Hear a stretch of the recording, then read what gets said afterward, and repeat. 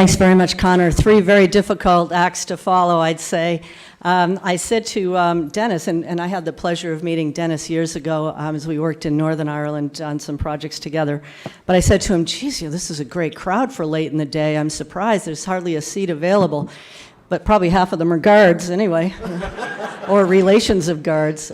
But I did see some familiar Garda faces in the audience, and I'd like to just say to them that we're all here for you, that it's a wonderful organization with some extraordinarily talented people. When I was working at the inspectorate, I had the opportunity to travel the Garda stations all over the country. During my first few months on the job, I arrived in 2006 in July, and everybody in Dublin was going on holidays. So I said, well, not much to be done there. I'll go out and visit these people who are working during these months, and had the opportunity to go to Garda stations in every corner of the country and met some extraordinary people and some wonderful young people at the Garda College at the time, and I think it really bodes well for the future. And I agree that it has to be a very, very difficult time to put on that uniform and go into work these days. It has to be disheartening with all of the scrutiny and a lot of negative publicity, but at the end of the day, the vast majority of people in this country still support the police, and I appreciate that. Everybody will get through this rough patch, and hopefully there are better days ahead, but no doubt, given the quality of people in the organization, I'm very confident. Sincere thanks to Dr. Joe Mulholland for inviting me. I appreciate that Connor and Eddie Malloy arranged this invitation. Eddie, I know you're in the audience here somewhere. Eddie's a well-known management consultant who's participated in this forum for many years and explained the value of it. And indeed, I've learned so much today already, so I really appreciate the opportunity to be here. I've watched and read reports of this forum in years past, and indeed, it's an honor to be here. Timing is everything. I prepared my presentation today focused on the future, and of course then on the heels of the PAC report I received numerous inquiries today, media inquiries about that report and what it means today.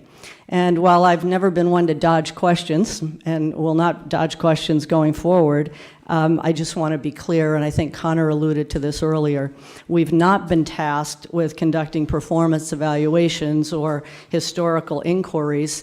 There are other groups and individuals doing that important work now. Certainly we'll watch that work with interest, but we will, our remit is to focus on the future. As an example, people are asking me today about the performance of the Garda Commissioner. I said that's a discussion for the Minister of Justice, a discussion for government. Our role is to ensure that going forward in years to come, that the structures are appropriate, the command structures, the command team, that those are appropriate, and that those people are given the tools, the support, the professional development to assume those very complicated roles. I've been a police chief for many years now, and on one track we have to run the police operations business. We have to worry about guns and gangs and drugs and international terrorism and all the complicated issues we face, but on a parallel track we need to run a business. These organizations have, Garda Síochána is nearly 16,000 people now, an operating budget well over $1 billion a year. It needs to be run like a business as well. How many corporations in Ireland have that size operating budget or that many employees? So we need people not only who have great policing skills, who come up through the ranks as great detectives and great operational police officers, but also people who are trained and educated and given the professional development necessary to run these places like a business. So in terms of background, onto my formal remarks, and several people already made, I'm going to ad-lib a bit too, so I don't cover ground that's already been covered, but I'll use my previous remarks as an outline here. I asked Eddie Malloy actually and Connor for some advice, some suggestion on content and all of that, and they were both really helpful. In fact, a bit of levity here. Eddie said to me, well, anytime an outsider speaks in Ireland, you have to speak to your Irish roots a bit. So I do have those compelling Irish granny stories, but I'll save them for the reception afterwards. As a career cop, I recognize the importance of solid evidence in support of formal testimony. So very coincidentally, in recent days, I received the results of my Ancestry.com report, and it's here as proof. 100% Europe, 88% Ireland, 8% Western Europe, and I probably attribute that to the Normans anyway. But if you look at the rest of the map, all the intense spots are right over the northwest and the north. So it's no wonder I feel very much at home here in Glenties, all right? So a little bit of official evidence-based evidence, a bit of evidence to validate the Irish granny stories anyway. I think perhaps future study will confirm among those who emigrated to North America a genetic predisposition to careers in policing and politics. And every state in the United States, there's a large proportion of Irish in the police services, and certainly you've all seen the Irish politicians. I mean, given the state of politics in the United States now, I'm relieved that I opted for policing, that's to be sure. I wasn't strategic when I selected my career, that's for sure. I actually accepted the police job on a dare when I was in law school, and I thought I'd do it for a year or two until I graduated from law school and moved on. And during my early job as a beat cop in Boston, I realized that policing isn't just a job. If done right, it's truly a vocation, and I found my vocation. Many people on both sides of the Atlantic are intrigued by the cop shows where we watch people in the car chases and the gunfights and all of that. And yes, it was exhilarating to race around in police vehicles, answering 911 calls and doing undercover work. I used to get robbed on the subways as an undercover officer, a decoy officer all the time. But nothing compared to saving a life or delivering a baby, or being there for people in need. And really, here in Ireland and elsewhere in the world, that's mostly what people do. Enforcement is such a small percentage of the police job. Police spend much more time providing service to people. I never refer to a police organization as a police force, because force is involved very seldom, limited circumstances. I more accurately describe it as a police service. So after nearly 4 decades in the business, I still love my job. However, without a doubt, this is the most challenging time in policing since I've been in the business. And these challenges are not unique to this island. It's equally challenging on the opposite side of the Atlantic, where political leaders and community members are legitimately demanding reform and innovation and greater accountability. Our communities face serious threats related to guns and gangs and drugs and other type of criminal activity, international terrorism, homegrown extremism. But we're also grappling with very complex issues at the intersection of public safety and public health. Mr. Holland referred to that earlier. You know, historically, police have received very little training in areas such as mental health challenges, addiction, poverty, homelessness, yet the police are often the first ones to respond to those very complicated challenges out in the field. In my experience, the vast majority of police leaders and police department members in North America or on this island recognize the need to reform and have embraced change. They want to work in modern, innovative organizations, and there is no debate. It's time for reform, it's time for innovation, and it will only be accomplished if we harness resources, engage in constructive dialogue, develop transformational recommendations, and implement them. This requires commitment on the part of all. I'd like to touch just very briefly on a few other police reform projects I've been involved in, because I think there are parallels and certainly some lessons I've learned, and I hope it will inform our commission's process now. As many of you know, it's not my first gig on this island. Connor mentioned that I served as a member of the Patent Commission, and that's when I first had the privilege of meeting Mr. Bradley. As a member of the commission, I spent the better part of 2 years here, 98 and 99, 1998 and 99, and it was just an experience I learned so much from. I think it really shaped my perspective on policing going forward.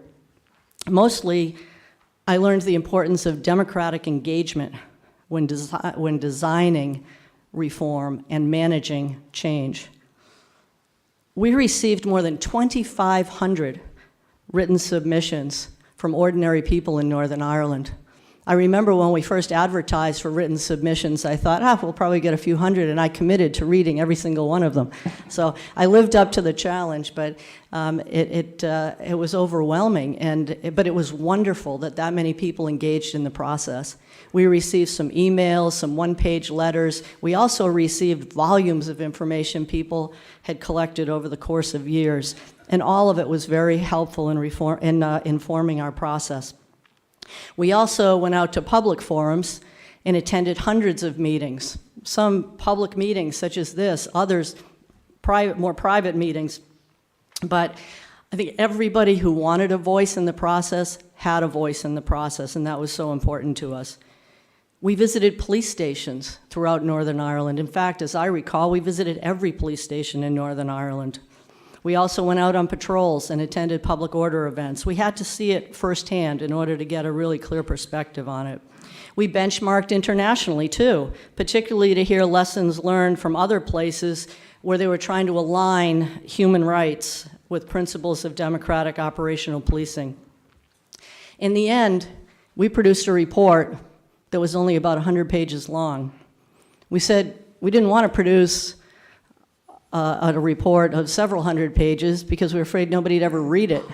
We wanted to produce something that was clear, concise, and that spelled out our recommendations. And there were 175 recommendations, the final one being the creation of a committee to implement the recommendations. Because we were determined after all that work, and with all of the goodwill on part of people that contributed to our process, we weren't going to allow that report to sit on a shelf and collect dust. Only a handful of the patent recommendations applied to the unique circumstances in Northern Ireland at the time. In fact, the vast majority fit into policing in any democratic society. In fact, I brought several of those recommendations back to North America and implemented them there. And I still believe people are using that patent report in different corners of the world as a benchmark, as a model for policing in a democratic society.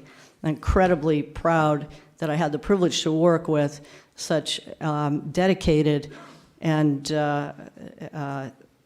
extremely informed people on that process. The patent experience coincided somewhat with some developments in the United States where the U.S. Department of Justice recognized the need for police reform as well, particularly related to use of force and biased policing. The government made several conclusions against different police departments in the states and was determined to bring reform to those organizations. So working collaboratively with those jurisdictions, consent decrees or settlement agreements evolved. And my experience there was very positive in most of those cases, in that people accepted the reforms internally and externally because there was a good deal of engagement, because they had voices in the process, because they knew best what they wanted to see for policing in their communities. My previous experience in the Republic of Ireland when the inspectorate began was a great one as well. I came here in the aftermath of the enactment of the Garda Síochána Act of 2005, and there was great fanfare and enthusiasm and a commitment to reform, and it was on the heels of the first few Morris reports, and it was, in Morris, the tribunal continued throughout part of our work. And I was convinced I did not travel 3,000 miles from Boston and leave my position there in order to work at the inspectorate, unless I truly believed, and I did truly believe, that the government then was committed to reform. And during the first year or two, yes, we issued 3 reports during the first year and 8 reports during my tenure at the inspectorate. And initially, there was a great enthusiasm and a commitment to reform, and with each year, that seemed to wane. Now, granted, the government had other priorities, especially when the economy went bust, but at the same time, the inspectorate continued to produce work, hoping that at some point, again, there'd be renewed interest in reform and modernization of the Garda Síochána. So here we are today, again, with some great reports that remain in the queue, some great recommendations that remain in the queue for implementation. And I just want to make it clear that we have no interest in duplicating that effort as a commission. We support the work that the inspectorate has undertaken and hope that we can be helpful in ensuring that those recommendations are implemented. Most recently, I've been serving as the Chief of Police in Seattle, Washington, and I was recruited to implement an ambitious reform agenda there, including the overhaul of the whole department and all of the accountability structures in Seattle. We've received good marks for our efforts there, but while acknowledging there's still work to do. But any success we've had is because we've worked collaboratively, particularly with our community, to get it done. And we're seeing very measurable results in important areas like use of force. We've dramatically reduced use of force. We're giving our officers 5 times the amount of training now that we used to provide to them in important things like dealing with people in mental health crisis situations, de-escalation of situations, and it's wonderful to see the results of all of that. So I just wanted to note these examples because there's that one common denominator. Each of these projects is unique, certainly, but the common thread is robust, respectful engagement, and that's what our commission plans to undertake. I'm convinced that reform can't be defined or dictated by police bosses or politicians. It will only evolve from a thoughtful, collaborative approach built on a strong foundation of engagement. Engagement with political leaders, engagement with police at all levels, engagement with community members, where voices are heard, where we listen to voices so that we can work collectively to design a democratic policing model. Now an update on our specific commission work to date. We were established in May, as everyone knows. Many have questioned, and rightfully so, so why another body? For the past few years from afar, I've followed the news stories too of tribunals, court cases, and all hearings. The inspectorate, as I mentioned, has certainly produced some extraordinary work, and I thank Pauline and my successor, Bob Olson, for the great work he's done. Also, I know that Josephine Feely is here today, and I know she spoke at this event last year, and she's done an extraordinary job in her leadership role in the new policing authority. And I agree with Dennis Bradley in terms of the governance structure and the Garda Síochána Act of 2005. The one big flaw was the absence of a policing authority. So thankfully, that flaw has been resolved, and now we'll work closely and collaboratively with all the bodies to ensure that they engage in a way that's effective and efficient. So I return to the question, why another body? The answer is to step aside from the investigations and the debates of the past and the present and to design a sensible model, a sensible roadmap for the future. And with input from people across the country, I hope we can broaden the conversation, build on the positives, and there are many, and also address, fix what's broken. It will be important to consider the overall policing structures, not just the police, and to ensure that they'll position the police to deliver necessary accountability structures, but also innovative policing. I'm keenly aware of the sense of urgency. Under our terms of reference, we do have the option of making interim recommendations, and we'll certainly consider that. Bottom line, we have an ambitious agenda. We're required to submit our final recommendations in September of 2018, and I assure you we will meet that deadline. To date, we've held 3 formal meetings. In recent days, we met with Minister of Justice Charlie Flanagan and Secretary General Noel Waters. We also met with the Garda Commissioner, 2 members of her senior team. We met with Pauline and 3 other, we met with Pauline and 3 other inspectorate representatives. We met with Josephine and had a very informative discussion about the police authority's early work. I also met with 3 of the 4 representative associations the other day. I think it's important that we maintain good, strong lines of communication. When I was working in the inspectorate, some of the most valuable information I received was from people out there on the front lines. So it's really important to hear their perspectives as well. In the fall, each one of those groups will come in and present before the commission formally. In August, we're going live with our website, so stay tuned. And we welcome written submissions, and I hope that we'll get enthusiastic response as we did when we did the patent work in Northern Ireland. In the next several months, representatives of the Commission will travel to every Garda district to meet with police of all ranks and to engage with people in the communities they serve. I'm very honored to chair this commission. It's a very diverse and reputable group. It's reminiscent of my experience in Northern Ireland. There were only 8 of us on the Patent Commission. 2 of us had police experience. I think that's very important to note. Only 2 people on the Patent Commission had policing experience. The other 6 commissioners were just very, very thoughtful people who were honest brokers who gathered all the evidence and created recommendations based on that evidence.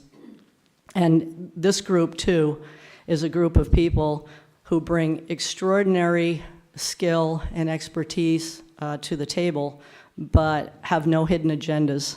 And I can assure you that. They're honest brokers who just want to do the right thing. So we do have our ambitious agenda. We'll report out next year. And just to finish up, I would say that Patent created a new beginning for policing in Northern Ireland. In fact, that was the title of our report. It was also a model, as I mentioned, for policing in a democratic society. 20 years on, it's time for a new model. And I think we can create that here. That's our intention. A model that will transform policing on this island, but also provide a template for 21st century policing elsewhere in any democracy in the world. So thank you very much. Appreciate the opportunity to be here.